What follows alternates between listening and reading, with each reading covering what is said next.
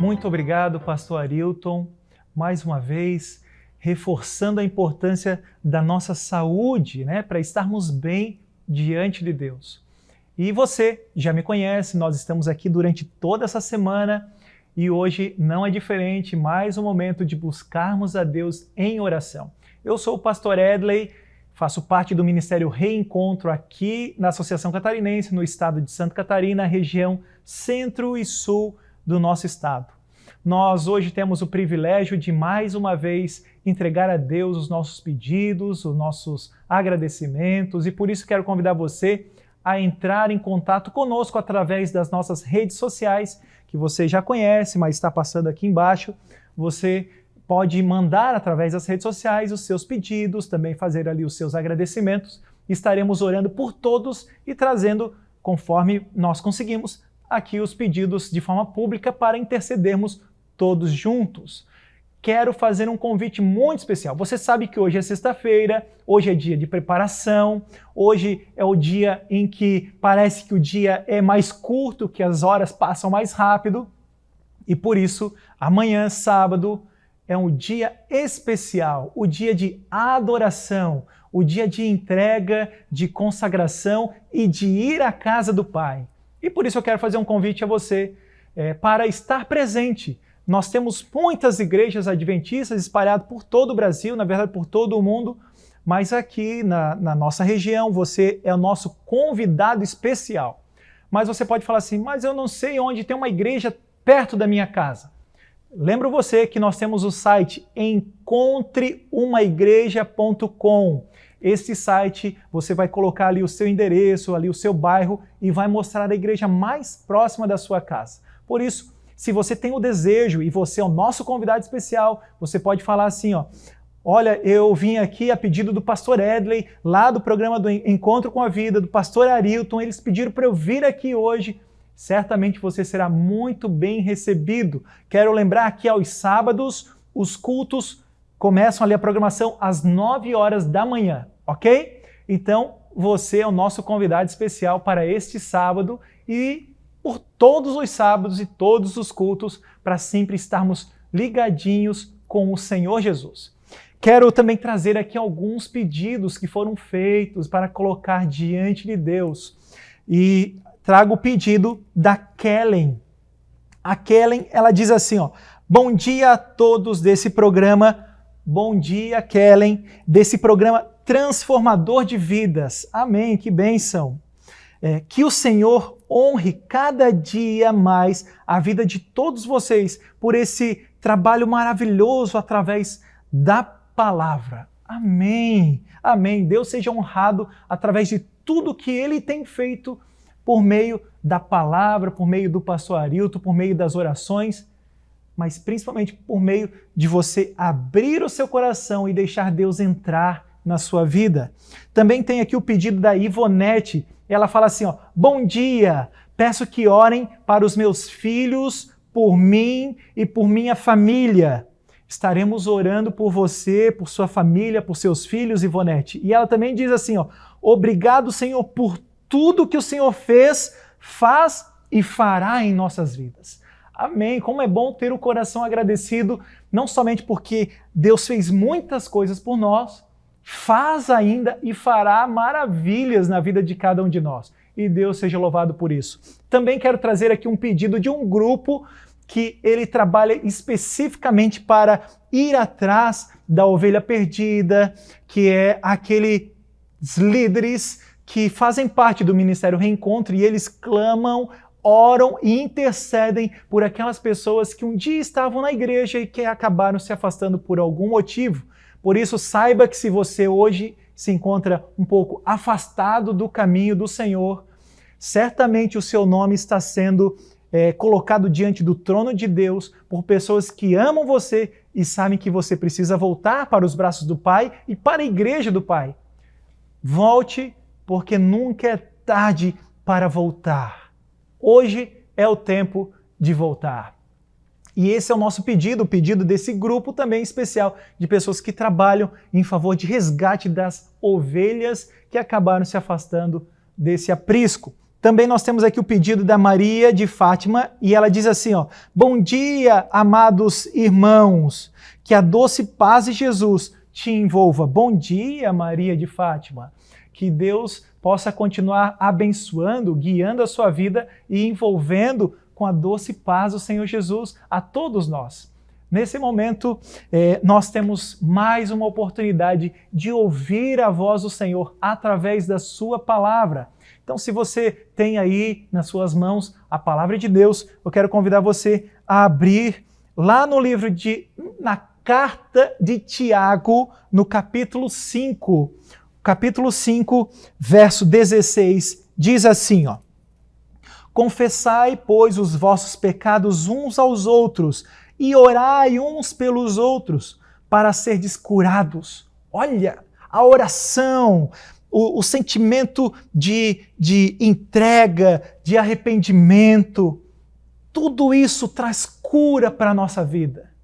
Talvez você possa estar aí cansado, talvez com a consciência pesada, culpado de coisas que você fez no passado, ou talvez recente.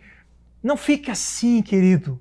Vá até Jesus, peça perdão primeiramente para Deus, peça perdão para aquele que talvez você ofendeu. Se não tem oportunidade, mas aceite principalmente o perdão que Deus lhe oferece. O texto continua dizendo assim, ó: muito pode por sua eficácia a súplica do justo.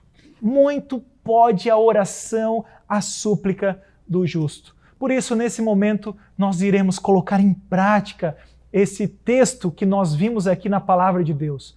Vamos suplicar, vamos nos colocar diante de Deus, que Ele nos torna justo e assim certamente irá ouvir a nossa voz, a nossa oração e a nossa súplica. Se você pode, convido você a fechar os seus olhos. Se não pode, permaneça conectado, concentrado neste momento de oração. Vamos falar com Deus?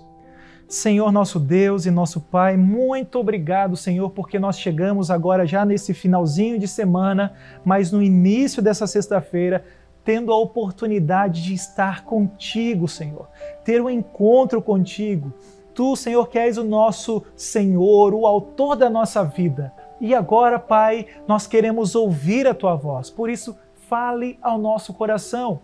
Nós também, além de ouvir, Senhor, nós queremos falar, colocar diante do Teu trono de graça as nossas súplicas, os nossos pedidos, os nossos agradecimentos. E Tu, Senhor, ouviu aqui alguns pedidos e agradecimentos que foram feitos. Mas certamente existem filhinhos que estão agora conectados, ligadinhos nesse canal de televisão, aqui nesse programa, ou acompanhando no seu carro, na sua casa, no trabalho, aonde quer que esteja, talvez sentado no sofá. Por favor, Senhor, agora ouve a oração dos teus filhinhos. Por favor, Senhor, nós não somos justos, mas Cristo nos justifica. Por isso, Senhor, a oração de um justo que é santificado, justificado por Cristo, muito pode. Por isso, ouve as orações, a intercessão que fazemos agora em favor das nossas queridas famílias, dos nossos amigos, daqueles que um dia estavam na igreja e acabaram se afastando. Nós queremos, Senhor, entregar tudo e todos em Tuas mãos e fazemos isso em nome de Jesus. Amém, Senhor. Amém, Pai. Pois bem, amigos, chegou agora o momento de estudarmos a Bíblia aqui no programa Encontro com a Vida. Toda sexta é a série Daniel, as profecias de Daniel. E vamos hoje estudar o capítulo 7 desse livro extraordinário. Antes, porém, de começarmos, eu tenho aqui um presente para você que é morador do estado de Santa Catarina. Você que mora em Santa Catarina, nós preparamos esse guia de estudo bíblico, um curso bíblico sobre as profecias de Daniel. E esse guia pode ser seu. Basta você acessar o nosso site e fazer a sua solicitação. O nosso site é encontrocomavida.tv. Esse é o site, encontrocomavida.tv. Você pode acessar esse site, fazer a sua solicitação e algum membro da nossa equipe vai entregar no endereço que você colocar essa linda revista.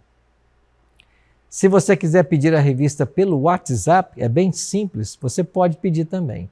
O WhatsApp do programa, deixa eu dar o número aqui, é o 48 3281 3075. Anotou aí? 48 3281 3075. Aqui está a revista, que é um presente para você que mora em Santa Catarina. E você que mora fora do estado de Santa Catarina, pode solicitar a sua pelo WhatsApp e nós vamos mandar o arquivo digital da revista, o PDF, para que você tenha acesso a todo o conteúdo da mesma maneira. Agora eu tenho mais 2 convites a fazer para você. Todos os domingos, às 8 da noite, eu estou lá na Igreja Adventista Central de Tubarão, estudando essa mesma temática de Daniel. A nossa igreja fica na rua Luiz Martins Colasso, 570, ao lado do Colégio Adventista, no centro de Tubarão. Então quero convidar você que mora aí em Tubarão, das cidades vizinhas de Tubarão, venha estudar a Bíblia com a gente. Todos os domingos, às 8 da noite, eu estou lá na rua Luiz Martins Colasso, 570, no centro, ao lado do Colégio Adventista. E você que mora em Porto Belo, você que mora em Itapema, o convite também é para você. Todas as quartas, às 8 da noite, eu estou na Igreja Adventista do bairro Perequê. Essa igreja fica na rua Olinda Peixoto, 611. Pegou aí? Rua Olinda Peixoto, 611, bairro Perequê. Todas as quartas, às 8 da noite, eu estou lá esperando a sua visita para juntos estudarmos o livro do profeta Daniel. Tá bem? Hoje vamos avançar na parte profética do livro de Daniel. Chegamos agora ao capítulo 7. E eu quero convidar você a tomar aí a sua Bíblia e juntos avançarmos no estudo desse maravilhoso livro. Agora, como você sabe, a gente sempre ora antes de começar aqui o estudo, né? E hoje nós vamos orar para que Deus nos ajude a compreender as profecias do capítulo 7. E o título desse estudo, 4 animais estranhos. Esse é o título, 4 animais estranhos. Vamos orar? Nosso Pai Celeste, muito obrigado por todas as bênçãos, por teu cuidado e proteção. Suplicamos, Pai de amor, que esteja conosco agora, enquanto estudamos a Tua Palavra. Que o Teu bom e Santo Espírito nos guie e que nós possamos compreender a Tua vontade para a nossa vida. Fica, Pai, com todos nós, com cada amigo, com cada amiga que ora comigo nesse instante. Pedimos isso em nome de Jesus. Amém. Obrigado por ter orado comigo. Vamos então a Daniel, capítulo 7. Eu queria primeiro destacar para você aqui que o livro de Daniel é um livro que mescla história e profecia. Nós tivemos na primeira parte uma sessão histórica. Vimos no capítulo 1 a história do cativeiro, no capítulo 2 o sonho com a estátua de metais, no capítulo 3 a fornalha de fogo ardente, quando os amigos de Daniel foram lançados na fornalha. No capítulo 4, nós já vimos a loucura de Nabucodonosor. No capítulo 5, vimos a queda de Babilônia. E no capítulo 6, semana passada, estudamos sobre Daniel na cova dos leões. Essa é a sessão histórica do livro de Daniel. A partir de hoje, nós vamos entrar na sessão profética de Daniel. E ao entrarmos na sessão profética de Daniel, nós iremos olhar para os eventos futuros. Vamos entender aquilo que está para acontecer. Então, Daniel, dos capítulos 7 a 12, nós temos cenas que agora estão tendo lugar e que nos levarão também até o estabelecimento do eterno reino de Cristo. Esta é a sessão profética de Daniel. Quando estudamos a parte profética de Daniel, nós temos que entender que, como pano de fundo desse estudo, nós temos o tema do grande conflito. E nesse tema do grande conflito, há uma guerra pela adoração. Você sabe que o grande conflito entre o bem e o mal, como pano de fundo desse conflito, você tem o tema da adoração. A quem você adora? Você sabe que esse conflito sobre a questão de adoração começou lá no céu, né? Então nós já estudamos isso aqui, mas não custa relembrar. O conflito entre o bem e o mal teve sua origem lá no céu. Ezequiel 28:17 ensina, falando de Lúcifer, aquele poderoso anjo de luz: elevou-se o teu coração por causa da tua formosura, corrompeste a tua sabedoria por causa do teu resplendor. Lancei-te por terra, diante dos reis te pus para que te contemplem.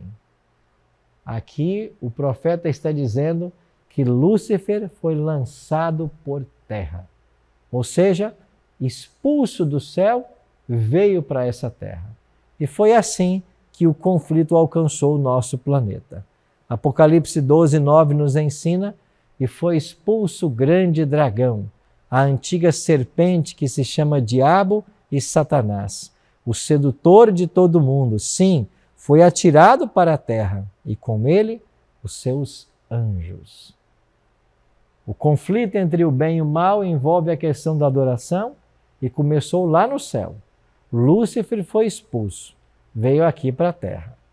Aqui na terra, ele conseguiu convencer Adão e Eva a comer do fruto. Eles comeram e o pecado agora atingiu a família humana. Essa questão da adoração sempre esteve presente na história. Aqui, quando nós estudamos, por exemplo, Daniel capítulo 3, você vai se lembrar da grande imagem de ouro que Nabucodonosor erigiu na planície de Dura. Esta imagem foi erguida e quando todos os instrumentos fossem tocados, todos deveriam fazer o quê? Vos prostrareis e adorareis a imagem de ouro. Todos deveriam adorar aquela imagem de ouro.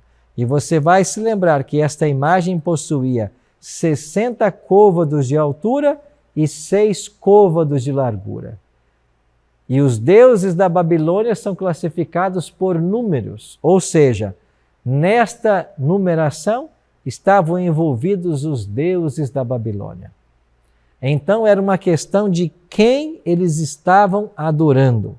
Esta imagem de ouro era um apelo para que as pessoas adorassem as divindades da Babilônia. Quando vamos para o capítulo 6 de Daniel, o tema da adoração também está presente. Você vai se lembrar que houve ali um decreto para que ninguém adorasse nenhum outro Deus, senão ao Deus Dario. Vimos isso semana passada. E porque Daniel se recusou a deixar de orar, ele foi parar na cova dos leões. Então aqui, mais uma vez, está envolvido claramente a questão da adoração. A quem você adora, a quem você ora. Então, o grande conflito entre o bem e o mal tem como pano de fundo a adoração. Agora, esta adoração, ela envolve 2 elementos. O primeiro deles é o santuário. Quer ver por quê? Olha comigo aqui para esse texto. O Senhor lhe entregou nas mãos a Jeoaquim, rei de Judá, e a alguns dos utensílios da casa de Deus. A esses levou-os para a terra de Sinear, para a casa do seu Deus, e os pôs na casa do tesouro do seu Deus. Quando abre o livro de Daniel, nós temos 2 santuários. O santuário do povo de Israel, lá em Jerusalém, no Monte Sião, e o templo do deus Marduk, o templo de Exagila, lá na Babilônia. 2 templos, 2 deuses, desejando ser adorados. O conflito avança. No capítulo 5, nós vemos a queda de Babilônia. E Belsazar, ele estava tomando vinho nos utensílios de ouro e de prata que Nabucodonosor tirara do templo que estava em Jerusalém. Mais uma vez, os templos envolvidos. Em Esdras capítulo 1, versos 7 e 11, diz que o rei Ciro tirou dos utensílios da casa do Senhor, utensílios de ouro, de prata, ao todo foram 5.400. Ou seja, 5.400 utensílios Nabucodonosor havia tirado do templo lá em Jerusalém e levado para Babilônia. Assim, quando nós estudamos Daniel, a gente descobre que o pano de fundo do grande conflito é a guerra pela adoração. E nesta guerra pela adoração está envolvido o tema do santuário. Não apenas isso. Além do santuário, se envolve também o tema da lei de Deus. Olha o que diz a Bíblia em Daniel, capítulo 6. Disseram, pois, esses homens: nunca acharemos ocasião alguma para acusar a este Daniel, se não a procurarmos contra ele na lei do seu Deus. Você percebe que no grande conflito entre o bem e o mal, a lei de Deus também está envolvida? O santuário está envolvido? A lei de Deus está envolvida? Então hoje nós vamos nos aprofundar nesse tema do grande conflito e nesta guerra pela adoração, aonde o santuário e a lei de Deus fazem parte. Então quero convidar você a fazermos uma viagem ao futuro. Nós vamos primeiro ao passado, depois ao futuro. Assim funciona a profecia. Nós somos levados de um tempo para o outro. Quando vamos para o passado, vemos o livro de Daniel sendo escrito. Então vamos entrar nessa máquina do tempo e nós vamos agora ao passado. E lá nós vamos entender algo sobre o futuro. Em Daniel capítulo 12, verso 4, o anjo disse para Daniel: tu, porém, encerra as palavras e sela o livro, até ao tempo do fim. Muitos o esquadrinharão, e o saber se multiplicará. O livro do profeta Daniel é o único livro que foi selado até o tempo do fim. Ou seja, o livro deveria estar encerrado. Não haveria compreensão dele até que o tempo do fim chegasse. Agora, pastor Arilton, quando é que chega o tempo do fim? Há duas profecias na Bíblia, profecias de tempo, que assinalam a chegada desse momento. E essas profecias apontam para datas específicas.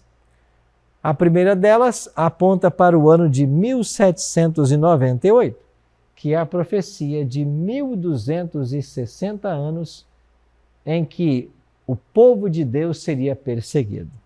Já a segunda profecia aponta para o ano 1844, ano este em que o juízo deveria começar no santuário celestial. O livro de Daniel, que havia sido selado até o fim, começou a ser desvendado por estudiosos, e um dos mais destacados foi o próprio Isaac Newton, que escreveu um livro chamado As Profecias de Daniel e Apocalipse de João. Esse livro foi publicado no ano 1733 e nele nós já vemos grandes descobertas que Isaac Newton estava fazendo sobre as profecias de Daniel. Você sabia que Isaac Newton escreveu mais sobre teologia do que sobre ciência? Ele escreveu muita coisa e nós vamos dar uma olhadinha em algumas coisas que disse Isaac Newton em seu livro. Mas o que precisamos entender, pelo menos agora, é que ao estudarmos as profecias, o melhor intérprete delas é a própria história secular. Então isso tem que ficar claro para você. Quando estudamos a profecia, a história secular é o seu melhor intérprete. A Igreja Adventista do Sétimo Dia, ela usa na sua interpretação profética a escola historicista. O que quer dizer isso? É a ideia de que devemos estudar a história em paralelo com a profecia, ou a profecia em paralelo com a história. Então vamos agora entrar na seção profética de Daniel. Daniel capítulo 7, verso 1 diz: no primeiro ano do rei Belsazar, ou de Belsazar, rei da Babilônia, teve Daniel um sonho, e visões ante seus olhos. Quando estava no seu leito, escreveu logo o sonho e relatou a suma de todas as coisas. O capítulo 7 de Daniel introduz a segunda visão profética dele. O capítulo 2 foi a primeira, quando ele desvendou o enigma da estátua de metais. Agora, no capítulo 7, nós vamos avançar numa segunda visão. E nesta visão, Daniel vai ficar abismado diante das coisas que ele vai descobrir. Algumas delas ele compreendeu de imediato, outras precisou de apoio para compreender. Então venha comigo e vamos então viajar na história. Nesse momento, quem está no trono é Belsazar, que é corregente de seu pai. Estamos falando mais ou menos do ano 550 a.C. Nessa data, Daniel teve o seu segundo sonho profético. E o que ele viu nesse sonho? Daniel 7, 2 e 3. Falou Daniel e disse: Eu estava olhando durante a minha visão da noite, e eis que os 4 ventos dos céus agitavam o grande mar. 4 animais grandes, diferentes uns dos outros, subiam do mar. Daniel viu 4 animais, viu ventos agitando o grande mar. O que é que significa tudo isso? Bom, quando estudamos profecia, você tem que entender que a Bíblia apresenta um código profético. E se você tem a chave para esse código, você entenderá tudo o que a profecia está revelando. Então, olha comigo aqui e vamos desvendar esse código profético. Daniel primeiro viu ventos agitando o grande mar. E quando aparecem em visão simbólica, ventos indicam movimentos diplomáticos, bélicos, políticos que movem a história da humanidade. Qual é o texto bíblico que nós vamos usar para essa sentença? Jeremias 49, 36. Trarei sobre Elão os 4 ventos dos 4 ângulos do céu, e os espalharei na direção de todos estes ventos, e não haverá país onde não venham os fugitivos de Elão. Você percebe que aqui estamos usando sobre fugitivos para falar dos ventos, resultados de guerras, movimentos bélicos. Já quando a Bíblia fala sobre mar, o que representa? Isaías 17, 12 diz: Ai do bramido do mar ou dos grandes povos, que bramam como bramam os mares, e do rugido das nações, que rugem como rugem as impetuosas águas. Você percebe que Isaías está usando de forma intercambiável a palavra águas e a palavra povos. Em Apocalipse 17:15 está escrito: As águas que viste, onde a meretriz está assentada, são povos, multidões, nações e línguas. Então Daniel viu os ventos agitando o grande mar. Ou seja, Daniel viu movimentos bélicos, guerras envolvendo as nações. Compreendido isto, podemos avançar agora para o próximo elemento da visão. Você vai perceber que vão surgir agora animais, 4 animais. E esses animais, o que representam? Olhemos então para o texto. Eu estava olhando durante a minha visão de noite, e eis que 4 ventos do céu agitavam um grande mar, e 4 animais grandes, diferentes uns dos outros, subiam do mar. Animais, quando aparecem em visão simbólica, eles representam reis ou reinos. O próprio Daniel, no verso 17 do mesmo capítulo, vai dar essa interpretação. Esses grandes animais, que são 4 reis que se levantarão da terra. A Bíblia é muito clara. Os 4 animais que Daniel viu representariam 4 reinos que se levantariam da terra. O que mais Daniel viu? Daniel viu 4 animais. O primeiro deles tinha a aparência de leão. E esse leão vai nos lembrar quem? Vai nos lembrar Babilônia. Porque nós vamos entender agora que esses 4 animais, eles estão em paralelo com os impérios da estátua do capítulo 2. No capítulo 2, vimos 4 metais: ouro, prata, bronze e ferro.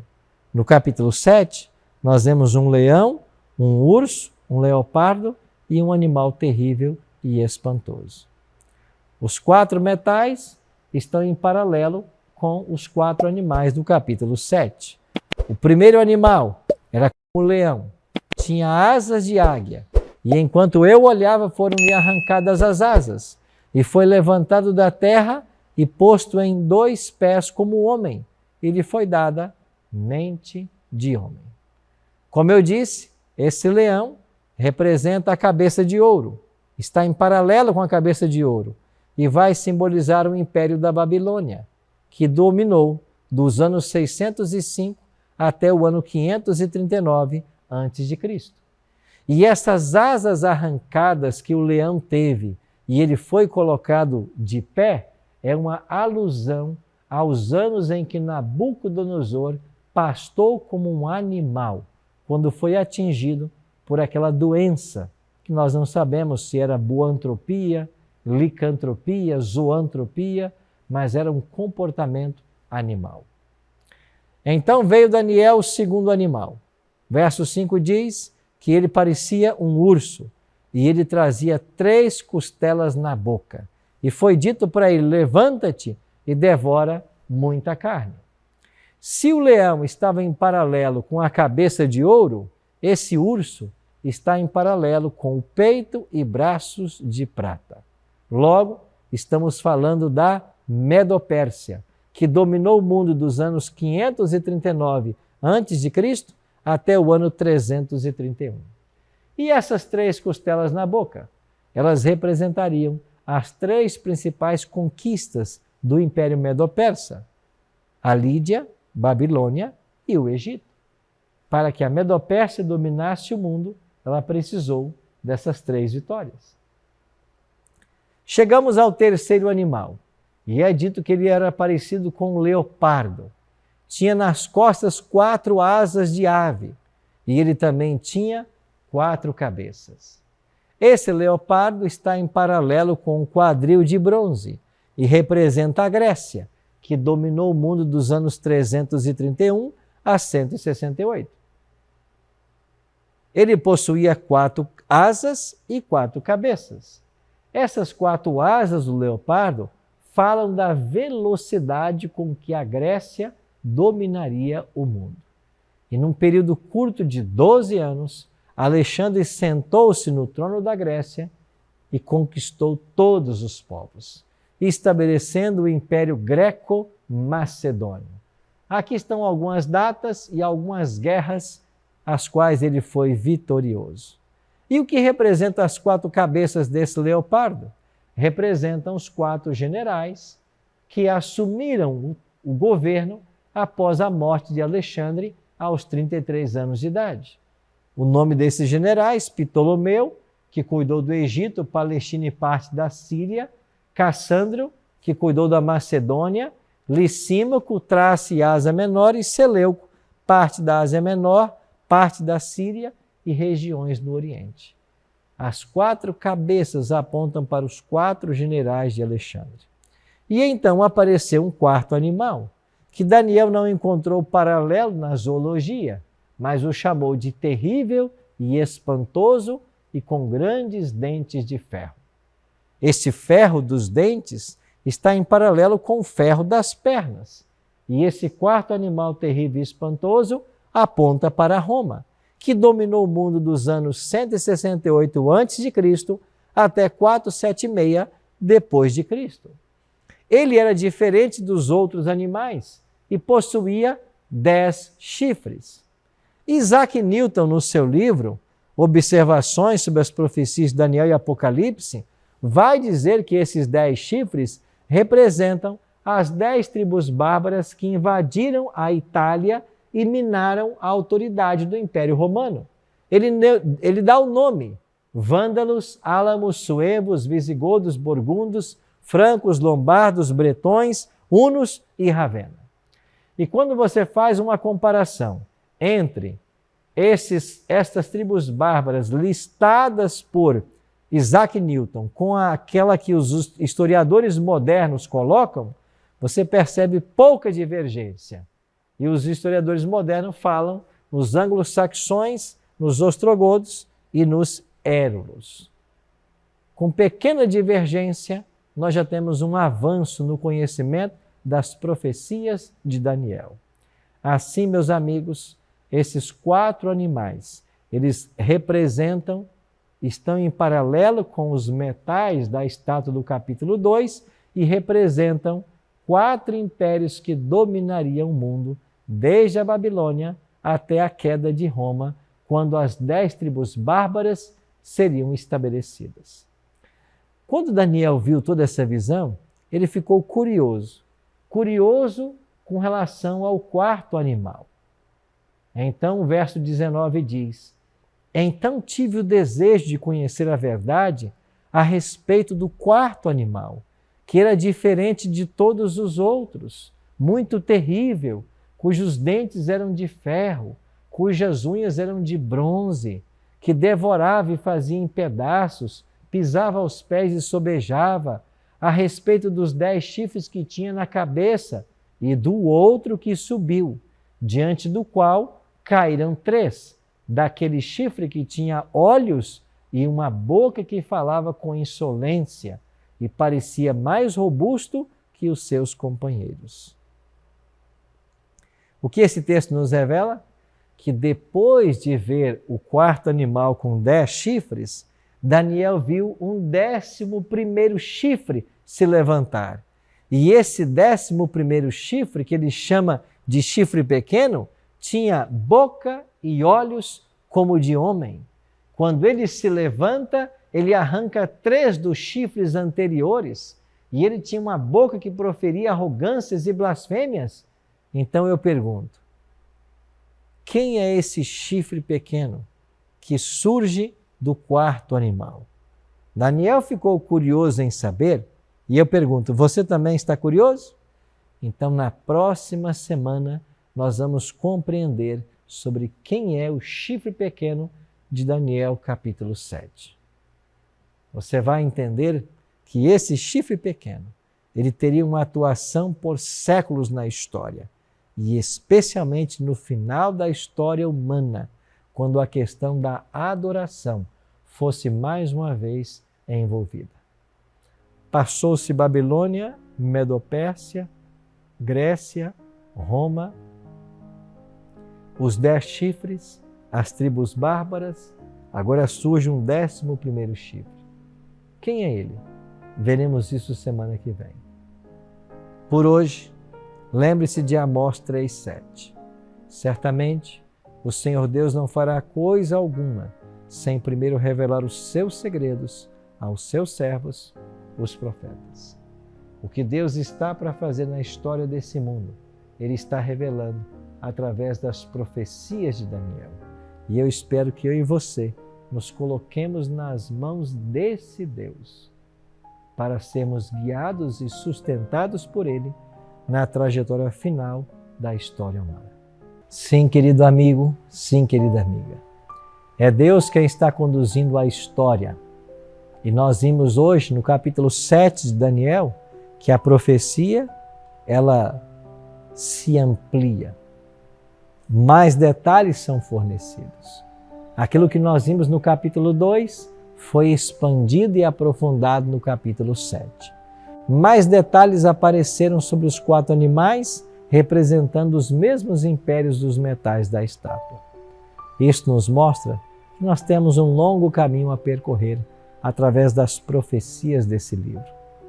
Mas Deus vai nos guiar, porque Ele não faz nada sem primeiro revelar aos seus servos o que Ele vai fazer. Se você deseja hoje se colocar nas mãos do Senhor, para que Ele também conduza a sua história pessoal, Eu queria orar por você agora. Nosso Pai, muito obrigado, Senhor, porque o Senhor está disposto a nos conduzir nesse mundo, a nos conduzir em direção à vida eterna. Por isso nos colocamos inteiramente em Tuas mãos, suplicando a Tua bênção e a Tua direção.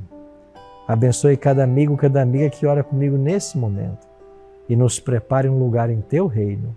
Oramos em nome de Jesus. Amém.